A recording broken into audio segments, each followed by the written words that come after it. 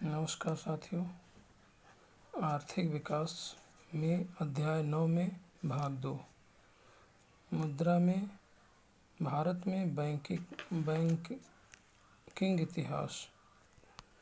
आधुनिक काल में भारत में बैंकिंग का प्रारंभ 1770 ईस्वी में बैंक ऑफ हिंदुस्तान की स्थापना के साथ हुआ, जो कि यूरोपीय प्रबंधन के तहत कलकत्ता में पहला बैंक था। 1786 ईस्वी में जनरल बैंक ऑफ इंडिया की स्थापना हुई। भारत में सबसे पहला प्रेसिडेंसी बैंक 1806 ईस्वी में बैंक ऑफ कलकत्ता स्थापित हुआ, जो वर्ष 2018 में बैंक ऑफ बंगाल हो गया। इसके बाद 1840 में बैंक ऑफ बॉम्बे तथा 1843 में बैंक ऑफ मद्रास अस्तित्व में आए।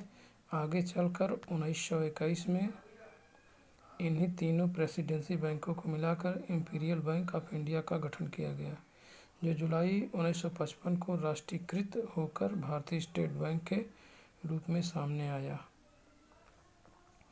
1863 ईस्वी में बैंक ऑफ अपर इंडिया तथा 1865 ईस्वी में इलाहाबाद बैंक की स्थापना हुई।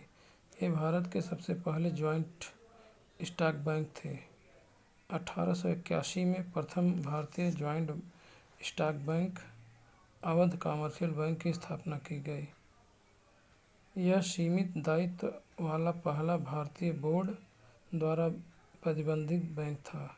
इसी क्रम में 1894 ईस्वी में प्रथम पूर्ण रूप से भारतीय प्रबंधन वाले बैंक पंजाब नेशनल बैंक की स्थापना की गई। भारतीयों के पूर्ण स्वामित्व और प्रबंधन वाला पहला भारतीय वाणिज्यिक bank central bank of India था, जिसकी स्थापना 1911 में हुई थी। बैंकों का राष्ट्रीयकरण। भारतीय बैंकिंग इतिहास में एक बड़ी घटना 19 जुलाई 1969 को घटी, जब 14 बैंकों को, जिनकी धनराशि 50 करोड़ रुपए या उससे अधिक थी, का राष्ट्रीयकरण कर दिया गया। इसी क्रम में 15 अप्रैल 1980 को 6 और वाणिज्यिक बैंकों को 200 करोड़ रुपए अधिक जमा राशि वाले का राष्ट्रीयकरण किया गया। पुनः केंद्रीय वित्त मंत्री निर्मला सीतारमण ने 30 अगस्त 2019 को 10 बैंकों का समामेलन 4 बैंकों के रूप में किया जाने की बृहद योजना की घोषणा की। इसके तहत क्रियान्वित होने के बाद देश में भारतीय स्टेट बैंक अतिरिक्त राष्ट्रीय बैंकों की कुल संख्या घटाकर 11 रह गई।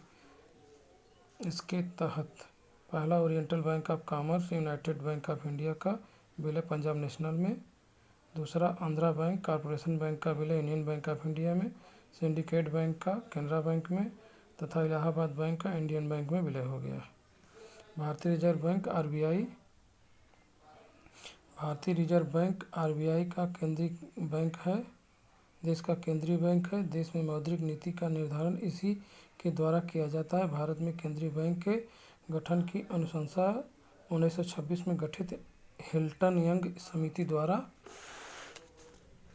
की गई। इसके अनुपालन में भारतीय रिजर्व बैंक अधिनियम 1934 के तहत 1 अप्रैल 1935 को आरबीआई की स्थापना की गई।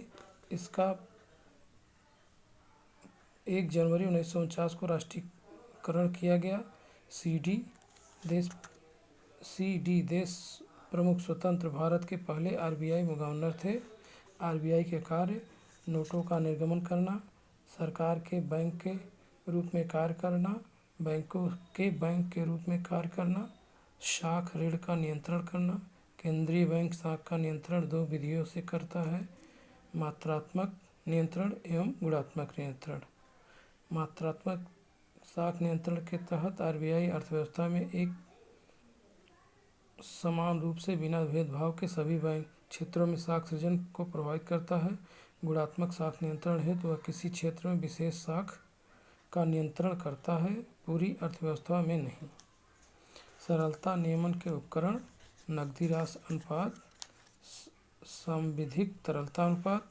शाख नियंत्रण के उपकरण: रेपो रेट दर, रिवर्स रेपो रेट दर, बैंक दर, सीमांत, अस्थायी सुविधा दर। मुद्रास्फीति एवं अपस्फीति दर के आधार पर रेंगती स्फीति दर, कूदती स्फीति दर, आधी स्फीति दर, ये सब रूप हैं जो हम मुद्रा के बारे में पढ़ा। बहुत इसको हम लोग डिटेल में नहीं पढ़े हैं, सामान्य रूप से पढ़े हैं।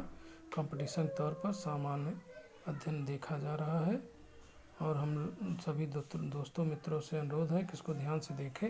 जो भी आपको अच्छा लगता है तो इसको लाइक करें और कमेंट करें। जो कमियां हैं उसको बताएं कि इसमें क्या कमी है, हम इसको सुधार करेंगे। नमस्कार साथियों।